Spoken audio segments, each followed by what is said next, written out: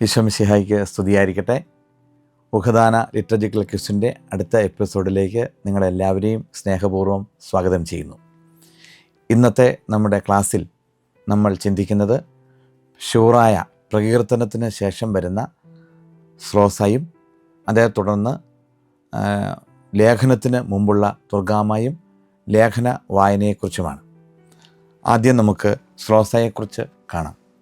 പ്രകീർത്തനം ആലപിച്ച് കഴിയുമ്പോൾ ശുശ്രൂഷി ശംശാന നമുക്ക് പ്രാർത്ഥിക്കാം, സമാധാനം നമ്മോടുകൂടെ എന്ന ആഹ്വാനം നൽകുന്നു.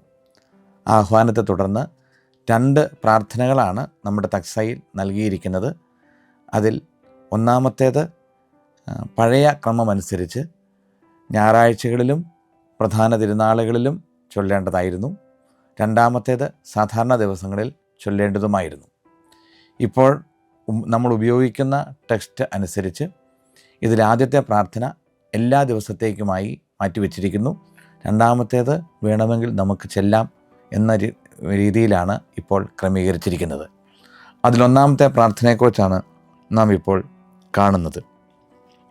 ആ പ്രാർത്ഥന ദൈവവചന ശ്രവണത്തിന് നമ്മെ ഒരുക്കുന്നതിനുള്ള ഒരു പ്രാർത്ഥനയാണ്. കർത്താവായ ദൈവമേ, അങ്ങയുടെ ജീവദായകവും ദൈവികവുമായ കൽപ്പനകളുടെ മധുരസ്വരം ശ്രവിക്കുന്നതിനും ഗ്രഹിക്കുന്നതിനും ഞങ്ങളുടെ ബുദ്ധിയെ പ്രകാശിപ്പിക്കണമേ. ജീവദായകമായ കൽപ്പനയാണ്, ദൈവികമായ കൽപ്പനയാണ്. അത് ശ്രവിക്കുന്നതിന് ഞങ്ങളെ സഹായിക്കണമേ, ഞങ്ങളുടെ ബുദ്ധിയെ പ്രകാശിപ്പിക്കണമേ. അതുവഴി ആത്മാവിനും ശരീരത്തിനും ഉപകരിക്കുന്ന സ്നേഹവും ശരണവും രക്ഷയും ഞങ്ങളിൽ ഫലമണിയുന്നതിനും, അതുവഴി നിരന്തരം ഞങ്ങളങ്ങയെ സ്തുതിക്കുന്നതിനും ഞങ്ങളെ സഹായിക്കണമേ. ദൈവത്തെ സ്തുതിക്കുന്നതിന് ഞങ്ങളെ യോഗ്യരാക്കണമേ. സ്നേഹം പ്രകടിപ്പിച്ച് കർത്താവിൻ്റെ മാർഗം പിന്തുടർന്ന് ഈ ലോകത്തിൽ ജീവിക്കുന്നതിന് ഞങ്ങളെ സഹായിക്കണമേ.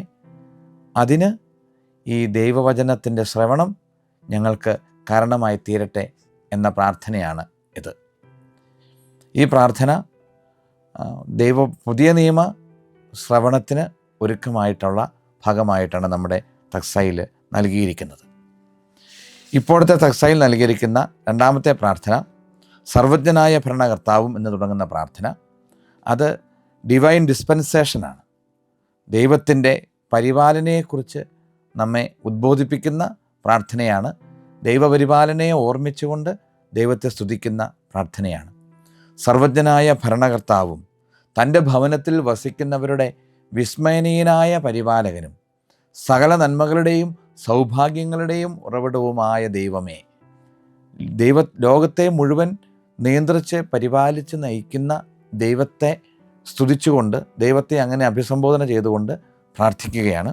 അതിനുശേഷം ആ പ്രാർത്ഥനയുടെ കണ്ടന്റ് ഇങ്ങനെയാണ്: അങ്ങയുടെ സ്വഭാവത്തിനൊത്തവിധം എപ്പോഴും ഞങ്ങളെ കടാക്ഷിക്കുകയും അനുഗ്രഹിക്കുകയും ഞങ്ങളോട് കരുണ കാണിക്കുകയും ചെയ്യണമേ. ദൈവത്തിൻ്റെ സ്വഭാവം അനുസരിച്ച് ഞങ്ങളോട് കരുണ കാണിക്കണമേ എന്നാണ് ആ പ്രാർത്ഥന ചൊല്ലുന്നത്. ഇന്നത്തെ ഈ പ്രാർത്ഥന വേണമെങ്കിൽ നമുക്ക് ആദ്യത്തെ പ്രാർത്ഥനയോടൊപ്പം കൂട്ടിച്ചെല്ലാവുന്ന വിധത്തിലാണ് ഇന്നത്തെ തക്സയിൽ ക്രമീകരിച്ചിരിക്കുന്നത്. ഈ പ്രാർത്ഥനയ്ക്ക് ശേഷം ലേഖന ഭാഗമാണ് വരുന്നത്. ആ ലേഖനത്തിന് തൊട്ടു മുമ്പ് ലേഖനത്തെപ്പറ്റിയുള്ള തുർഗാമയാണ് നമ്മൾ കാണുന്നത്. തുർഗാമ എന്ന വാക്കിൻ്റെ അർത്ഥം ഇൻ്റർപ്രട്ടേഷൻ ഓർ എക്സ്പ്ലനേഷൻ, വ്യാഖ്യാനം എന്നാണ് അർത്ഥം. വ്യാഖ്യാനം, വരാൻ പോകുന്ന ലേഖന ഭാഗത്തിനെ പറ്റിയുള്ള ഒരു വ്യാഖ്യാനം, അല്ലെങ്കിൽ അതിനൊരു ഇൻട്രൊഡക്ഷൻ ആയിട്ട് സഭ നൽകിയിരിക്കുന്ന പ്രാർത്ഥനയാണ് ഈ തുർഗാമ. അത് ഗീതത്തിൻ്റെ രൂപത്തിലും ഗദ്യരൂപത്തിലും നമ്മുടെ തക്സയിൽ നൽകിയിട്ടുണ്ട്.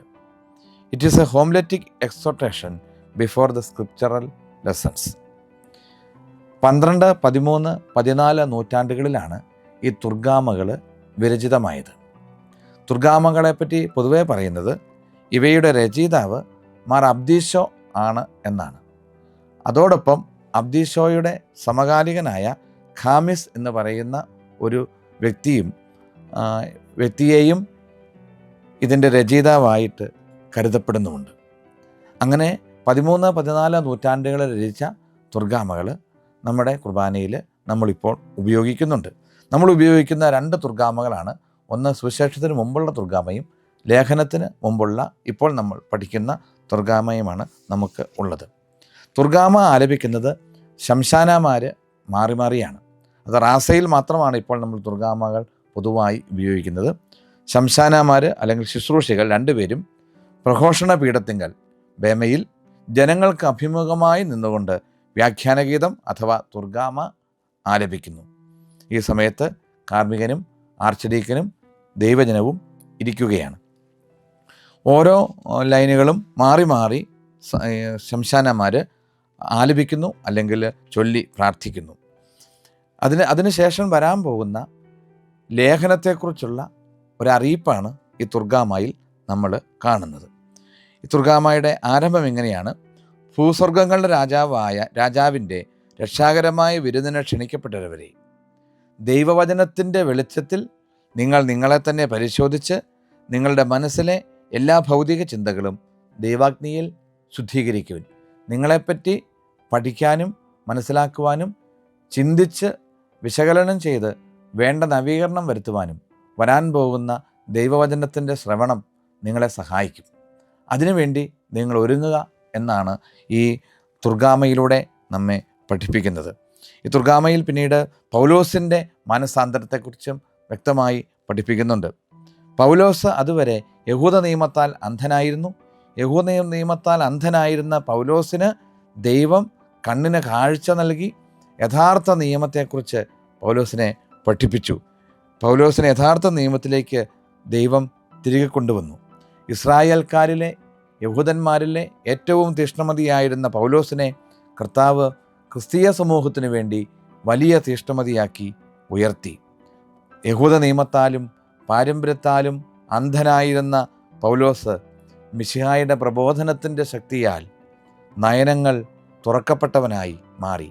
ആ പൗലോസിലൂടെ ദൈവം നമുക്ക് നൽകിയ വചനങ്ങൾ ഇപ്പോൾ നമുക്ക് ശ്രവിക്കാം എന്ന് പറഞ്ഞുകൊണ്ടാണ് തുർഗാമ അവസാനിക്കുന്നത്.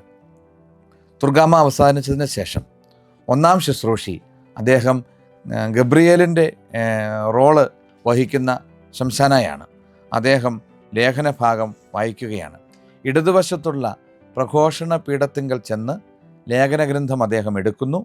അതേ തുടർന്ന് ജനങ്ങൾക്ക് അഭിമുഖമായി നിന്നുകൊണ്ട് അദ്ദേഹം ചൊല്ലുകയാണ്: സഹോദരരെ, പൗലോസ്ലീഹ റോമായിലെ സഭയ്ക്ക്, കൊറിന്തോസിലെ സഭയ്ക്ക് എഴുതിയ ലേഖനം എന്ന് പറഞ്ഞ് ചൊല്ലുകയാണ്. അവിടെ പൗലോസ്ലീഹ റോമായിലെ സഭയ്ക്ക് എന്നാണ് എഴുതിയിരിക്കുന്നത്. നമ്മുടെ ലേഖന പുസ്തകത്തിൽ എഴുതിയിരിക്കുന്നത്, ലക്ഷണറിയിൽ എഴുതിയിരിക്കുന്നത് റോമായിലെ സഭയ്ക്ക്, കൊറിന്തോസിലെ സഭയ്ക്ക്, എഫേസോസിലെ സഭയ്ക്ക് എന്നാണ് എഴുതിയിരിക്കുന്നത്. എഫേസോസുകാർക്ക്, റോമാക്കാർക്ക് എന്നല്ല. കാരണം റോമായിലുള്ള എല്ലാ ജനതകളെയും ഉദ്ദേശിച്ചല്ല പൗലോസ്ലീഹ ഈ ലേഖനം എഴുതിയത്. റോമായിലെ ദൈവജനത്തെ മാത്രം ഉദ്ദേശിച്ചാണ്. ദൈവജനത്തിന് ക്രൈസ്തവരായിരിക്കുന്ന ദൈവജനത്തെ മാത്രം ഉദ്ദേശിച്ച് എഴുതിയിരിക്കുന്നതായതുകൊണ്ട് അവർ സഭാംഗങ്ങളാണല്ലോ. അതുകൊണ്ടാണ് റോമായിലെ സഭയ്ക്ക് എഴുതിയ ലേഖനം എഫേസോസിലെ സഭയ്ക്ക് എഴുതിയ ലേഖനം എന്ന് പറയണമെന്ന് സഭ നിർദ്ദേശിക്കുന്നത്. അത് അങ്ങനെ പറഞ്ഞതിന് ശേഷം കാർമികൻ്റെ നേരെ തലകുനിച്ച് അദ്ദേഹം ആശീർവാദം സ്വീകരിക്കുന്നു. അദ്ദേഹം ആശീർവാദം ചോദിക്കുമ്പോൾ ചൊല്ലുന്നത് ഇപ്രകാരമാണ്: കർത്താവെ ആശീർവദിക്കണമേ എന്നാണ്. കർത്താവെ ആശീർവദിക്കണമേ. ദൈവത്തോട് ആശീർവാദം ചോദിക്കുന്നത് പോലെയാണ് ചോദിക്കുന്നത്. ദൈവത്തിൻ്റെ ഈശോമിശിഹായുടെ സ്ഥാനത്ത് കുർബാനയിൽ നിൽക്കുന്ന പുരോഹിതനിൽ നിന്നും ആ പുരോഹിതനിൽ ഈശോമിശിഹായെ കണ്ടുകൊണ്ട് അദ്ദേഹം ചോദിക്കുകയാണ്: കർത്താവെ ആശീർവദിക്കണമേ. അപ്പോൾ അദ്ദേഹം കാർമികൻ അദ്ദേഹത്തെ പ്രാർത്ഥന ചൊല്ലി ആശീർവദിക്കുന്നു. 2 പ്രാർത്ഥനകൾ ഇവിടെ നൽകിയിട്ടുണ്ട്. ഒന്ന്, മിശിഹാ തൻ്റെ വിശുദ്ധമായ പ്രബോധനത്താൽ നിന്നെ ജ്ഞാനിയാക്കട്ടെ. നിൻ്റെ അധരങ്ങളിൽ നിന്ന് പുറപ്പെടുന്ന പ്രബോധക വചനം ശ്രവിക്കുന്ന ഏവർക്കും അവിടുന്ന് തൻ്റെ കൃപാതിരേകത്താൽ നിന്നെ നിർമ്മല ദർപ്പണമാക്കുകയും ചെയ്യട്ടെ. രണ്ടാമത് പറയുന്ന മറ്റൊരു അഭിസംബോധന, പ്രാർത്ഥന, ആശംസ, മിശിഹ അനുഗ്രഹിക്കട്ടെ. ഇത് പറഞ്ഞുകൊണ്ട് കുരിശടയാളം വരച്ച് കാർമികൻ ഈ ശംശാനയെ ആശീർവദിക്കുന്നു. ശംശാന തുടർന്ന് ലേഖനഭാഗം വായിക്കുകയാണ്. ലേഖനഭാഗം വായിക്കുമ്പോൾ അദ്ദേഹം വാക്യങ്ങൾ, അധ്യായങ്ങൾ എന്നിവ പറയുന്നില്ല. അദ്ദേഹം ലേഖനഭാഗം നേരിട്ട് വായിക്കുക മാത്രമാണ് ചെയ്യേണ്ടത്. കാരണം ഇത് ഒരു പ്രഘോഷണമാണ്. ഇതൊരു പുസ്തകത്തിൽ നിന്നെടുത്ത വായനയല്ല. ദൈവം നമ്മളോട് നേരിട്ട് സംസാരിക്കുന്നത് പോലെയാണ് ഇതിനെ കാണേണ്ടത്. അതുകൊണ്ടാണ് നമ്മൾ അതൊരു പ്രഘോഷണമായതുകൊണ്ട് അതിനെ അധ്യായങ്ങളും വാക്യങ്ങളും പറയാതെ ചൊല്ലണമെന്ന് സഭ നിർദ്ദേശിക്കുന്നത്. ഈ ലേഖന ഭാഗത്ത് സാധാരണഗതിയിൽ നമ്മൾ പൗലോസ്ലീഹായുടെ ലേഖനങ്ങളാണ് വായിക്കുന്നത്. അതുകൊണ്ട് തന്നെ ഈ ലേഖനങ്ങളെ പൊതുവെ ശ്ലീഹ എന്നും അറിയപ്പെടുന്നുണ്ട്. ശ്ലീഹായുടെ ലേഖനങ്ങൾ, പൗലോസ്ലീഹായുടെ ലേഖനങ്ങൾ. സുറിയാനി ഭാഷയിൽ ലേഖനത്തിന് പൊതുവെ പറയുന്ന വാക്ക് എങ്കർത്ത എന്നാണ്. ആ എങ്കർത്ത ഇവിടെ പൗലോസ്ലീഹായുടേതാണ് പൊതുവായിട്ട് വായിക്കുന്നതെങ്കിലും മറ്റ് ശ്ലീഹന്മാരുടേതും നമ്മൾ ഇപ്പോഴത്തെ ക്രമമനുസരിച്ച് വായിക്കാറുമുണ്ട്. ഇതേപ്പറ്റി സഭയുടെ ആരാധനാക്രമ വ്യാഖ്യാതാക്കൾ പറയുന്നത്, ഈ ലേഖന വായന സൂചിപ്പിക്കുന്നത് യോഹന്നാൻ മാംദാനായുടെ പ്രഘോഷണമാണ്. ഈശോയ്ക്ക് മുന്നോടിയായി ഭൂമിയിലേക്ക് വന്ന് മനസാന്തരത്തിൻ്റെ വചനം പ്രഘോഷിച്ച യോഹന്നാൻ മാംദാനായെ പോലെ ഈശോയുടെ സുവിശേഷം ഈശോ പ്രസംഗിക്കുന്നതിന് മുമ്പ് ലേഖനഭാഗം വായിക്കുന്നത് യോഹന്നാൻ മാംദാന അവിടെ വായിക്കുന്നത് പോലെ തന്നെയാണ് എന്ന് സൂചിപ്പിക്കുകയാണ് എന്നാണ് ആരാധനാക്രമ വ്യാഖ്യാതാക്കൾ നമ്മെ പഠിപ്പിക്കുന്നത്. ലേഖന വായന കഴിയുമ്പോൾ എല്ലാവരും നമ്മുടെ കർത്താവായ മിശിഹായിക്ക് സ്തുതി എന്ന് പറഞ്ഞ് അത് ശ്രവിച്ച് ദൈവത്തിന് നന്ദി പറയുകയും ചെയ്യുന്നു.